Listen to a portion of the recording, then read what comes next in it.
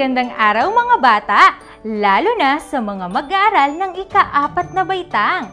Narito ako upang gabayan kayo sa asignaturang Filipino. Teacher Ja ang aking pangalan, tiyak ika'y may matututuhan. Kasama mo, kaibigan mo, sabay nating aralin wikang Filipino. Kaya mga bata, ihanda nyo na ang inyong mga ballpen at isang malinis na papel. Sisimulan na natin ang pag-aaral ng Filipino, kung saan ikaw siguradong matututo. Handa ka na ba? Tara! Mahilig ba kayong manood ng TV? Magbasa? O di kaya'y maglaro? Kahit hindi mo sabihin, nararamdaman kong mahilig ka ring magsalita. Sa tuwing ikaw ay magkikwento, napapansin mo ba ang mga salitang ginagamit o tinutukoy mo? Opo! Pero kung hindi mo pa alam ang mga salitang ito, huwag mag-alala, tutulungan kita. Samahan niyo akong alamin ang mga salitang ginagamit para sa ngalan ng tao, bagay, hayop, lugar at pangyayari.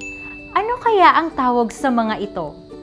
Upang ating malaman ang mga sagot, samahan niyo akong pakinggan ang isang pag-uusap ng magkaklaseng sina Razzie at Cassie. Hello Razzie! Grabe ang epekto ng COVID-19 sa ating bansa. Nalulungkot akong hindi ko kayo nakikita. Malapit na namang sumapit ang iyong kaarawan. Gusto sana kitang regaluhan ng kwaderno o kaya ay laruan. Oo nga Cassie. Sabi ni Nanay, kailangan nating sumunod sa community quarantine na ipinatutupad ng gobyerno para makaiwas sa sakit na COVID-19. Mahalaga ring magsuot ng face mask ang mga tao at maghugas ng kamay gamit ang malinis na tubig at sabon. Tama! Bawal lumabas ang mga bata at matatanda, kaya bilang anak, susundin ko ang aking mga magulang.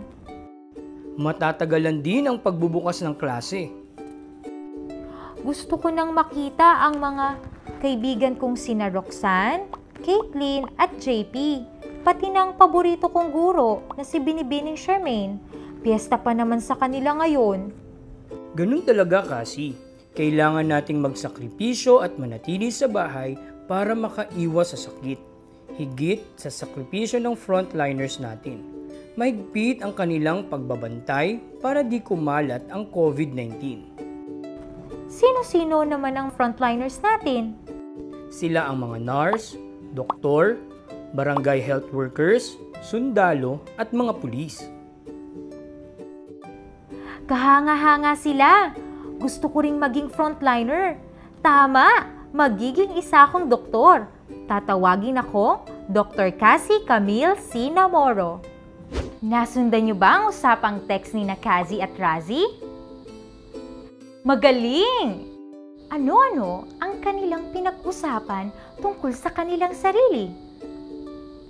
Halika't isa-isahin natin ang mga ito.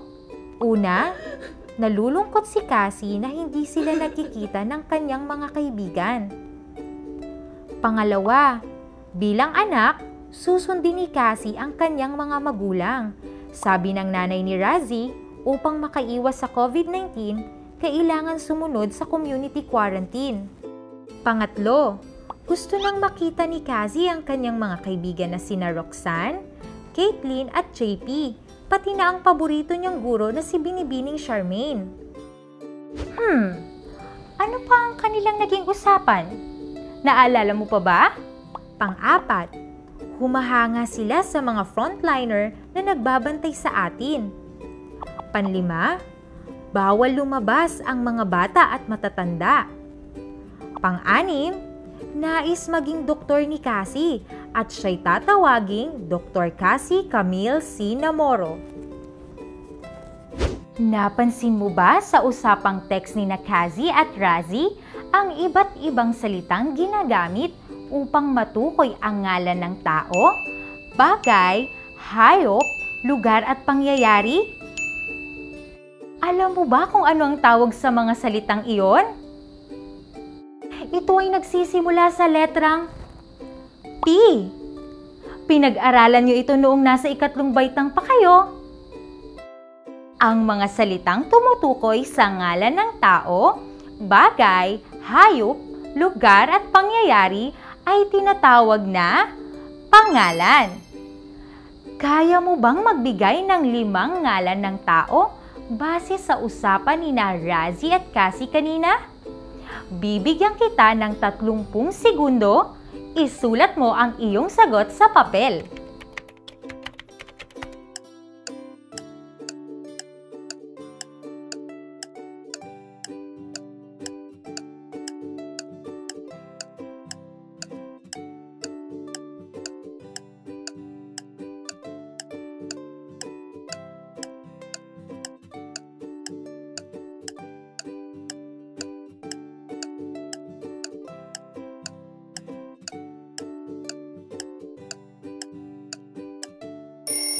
Kung ang mga sagot mo ay Razi, bata, anak, magulang, kaibigan, Roxanne, Caitlin, JP, guro, binibining Charmaine, frontliner, doktor, Cassie, nanay, nurse, barangay health workers, sundalo at pulis, tiyak na tama ka. Ibigay mo naman ang ngalan ng bagay. Ang tamang sagot ay kwaderno, laruan at face mask. May nabanggit ba ngalan ng hayop sa usapan? Ang sagot ay wala. Walang ngalan ng hayop ang nabanggit sa usapan. Ngunit, naaalala mo ba kung may nabanggit na ngalan ng lugar sa usapan? Maaari mo ba itong sabihin sa akin? Kung ang inyong sagot ay bahay, tama ka! Huli na ito Magbigay ka naman ng ngalan ng pangyayari kung ang iyong sagot ay kaarawan at piyesta. Naku, tama ka na naman! Upang mas mapalalim pa natin ang ating aralin, samahan ninyo ako sa mundo ng pangalan. Maligayang pagdating sa mundo ng pangalan. Nakikita niyo ba ang mga salitang lumilipad? Ano nga ulit ang tawag sa kanila? Ito ay pangalan. Tulungan niyo akong kilalanin pa ang mga pangalan at ilagay natin to sa aking bag. Simulan na natin! Ano-ano ang mga salitang tumutukoy sa ngalan ng tao? Tama! Ito ay pulis, nurse at mag-aaral. Ano-ano naman ang mga salitang tumutukoy sa ngalan ng bagay? Magaling! Ito ay libro at lapis. At ngayon, tukuyin naman natin ang ngalan ng hayop. Tama! Ito ay aso at manok. Ituloy natin ang paghuli sa mga salita. Ituro mo naman ang mga ngalan ng lugar. Mahusay! Ang tamang sagot ay palaruan at mall. Malapit na tayong umalis sa mundo ng pangalan. Kunin at ilagay na natin sa aking bag ang mga natitirang salitang tumutukoy sa mga pangyayari. Ang kaarawan at binyag. Magaling! Pinabati ko kayo mga bata. Nasa loob na ng bag ko ang mga pangalan. Dahil iyon sa inyong mga tulong. Bago tayo bumalik sa ating mundo, bibigyan ko kayo ng isang Adja clap. 1, 2, 3, Adja! Halina kayo, bumalik na tayo sa ating mundo. Natuwa ka ba sa pagpunta sa mundo ng pangalan? Ako din, sobrang nag-enjoy ako. Buksan na natin ang bag ko. Ang mga ngalan ng tao ay pulis at nurse. Ang ngalan ng bagay ay libro at lapis. Sa hayop naman ay aso at manok. Habang sa lugar ay palaruan at mall. Ang pangyayari ay kaarawan at binyag. Kaya niyo bang gamitin ang mga pangalang ito sa pagbuo ng pangungusap? Alam kong kaya nyo! Kaya kunin ang inyong papel at bibigyan kita ng 2 minuto para sumulat ng pangungusap. Huwag kang mag-alala dahil gagabayan kita. Kaya't tara na! Gumawa na tayo ng tig-iisang pangungusap para sa tao, bagay, hayop, pook at pangyayari.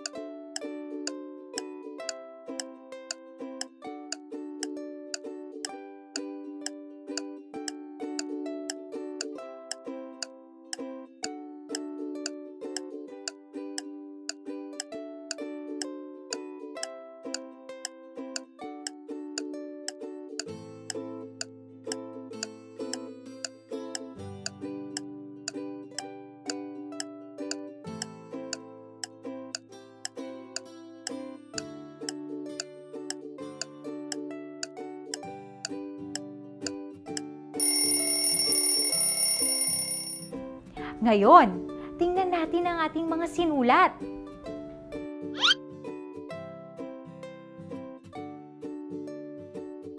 Pulis.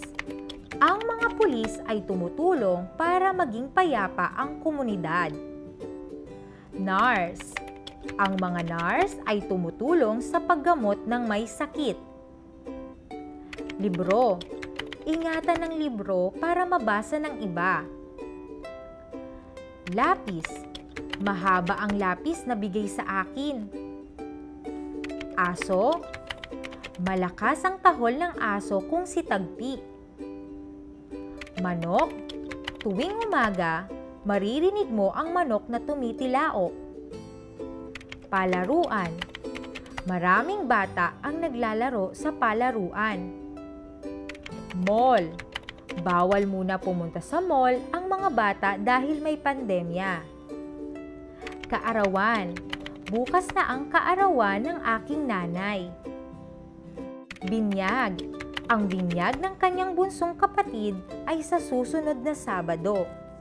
Sigurado akong mas nauunawaan nyo na ngayon ang paggamit ng mga pangalan. Bigyan ng sarili ng Adja Clap. 1, 2, 3. Adja! Subukin natin ang inyong husay mga bata. Gamitin ang mga pangalan sa loob ng kahon upang mabuo ang usapan. Bibigyan ko kayo ng 10 segundo sa bawat bilang. Unang bilang, panalo na naman sa patlang si Paeng.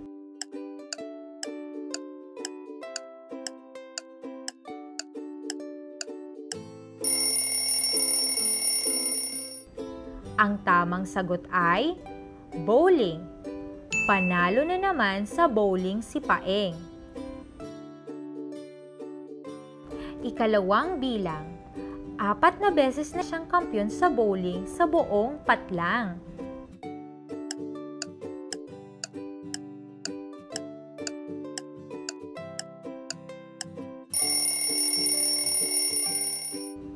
Ang tamang sagot ay daigdig. 4 na beses na siyang kampiyon sa bowling sa buong daigdig. Ikatlong bilang, sa patlang pala siya nagtapos.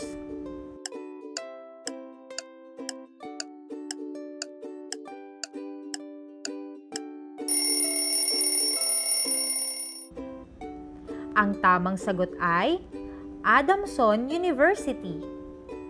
Sa Adamson University pala siya nagtapos. Ika-4 na bilang, oo, binigyan nga siya ng patlang.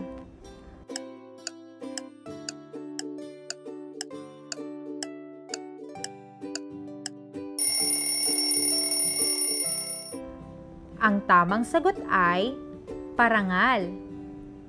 Oo, binigyan nga siya ng parangal. Ika-5 bilang, ang unang guro niya ay ang kanyang patlang.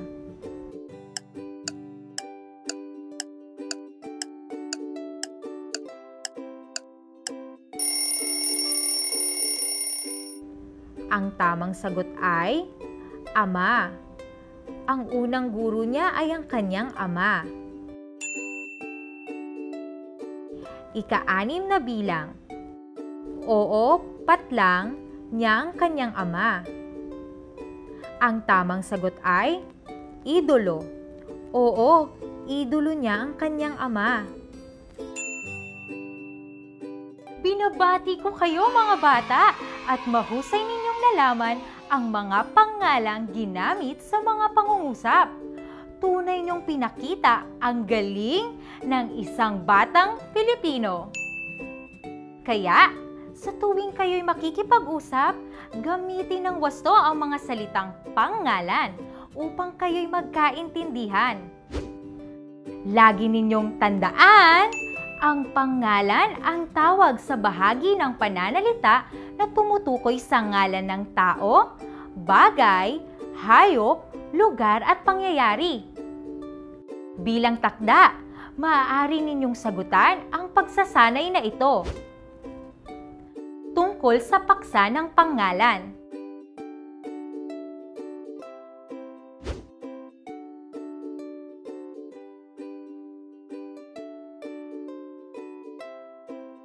Sa muli nating pagkikita, tiyak na marami pa kayong malalaman at mas masaya pa ang kwentuhan.